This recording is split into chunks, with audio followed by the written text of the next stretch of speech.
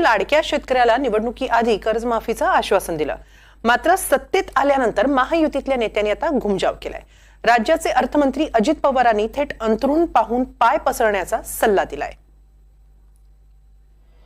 की आपल्या शेतकऱ्यांना पुन्हा एकदा तुमच्या आशीर्वादाने महाराष्ट्रात सरकार आलं की संपूर्ण कर्जमाफी देण्याचा निर्णय देखील आपल्या सरकारने घेतलेला आहे।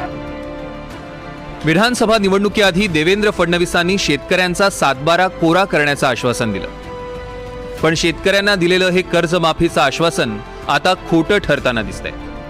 कारण राज्याच्या तिजोरीच्या चाव्या ज्यांच्या हातात आहे अशा अजितदादांनी तुर्तास तरी कर्जमाफीचा कोणताच विचार नसल्याचं स्पष्ट केलंय। एवढंच नाही तर अजितदादांनी कर्जमाफीच्या आश्वासनाबाबत थेट हात वर करून सहकाऱ्यांना अडचणीत आणलंय। हे सरकार खऱ्या अर्थानं शेतकऱ्याच्या पाठीशी उभं राहणारं सरकार आहे आणि म्हणून आपण निर्णय केलाय, आता आमचा हरिभाऊ निवडून आला, पुन्हा सरकार आलं की आमच्या शेतकऱ्यांना पूर्ण कर्जमाफी आपण देणार आहोत।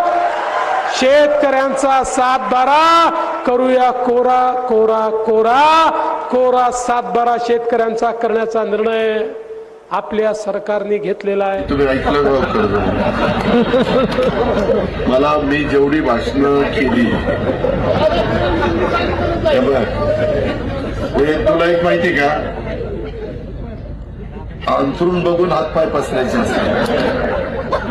राज्याचा गाडा आपल्याकडे, आपण दोघं नंतर बसू तुला मी माझी परिस्थिती सांगतो, मग तू मला तुझा सल्ला दे आणि मग त्याच्यातनं काही जमत असेल तर करू, आपण करायला कमी नाही पडणार। आपण शेतकऱ्यांच्या कर्जमाफीबाबत बोललो नाही, पण शेतकऱ्यांचं वीज बिल माफ करण्याचं आश्वासन पूर्ण केल्याचं अजितदादांनी स्पष्ट केलं।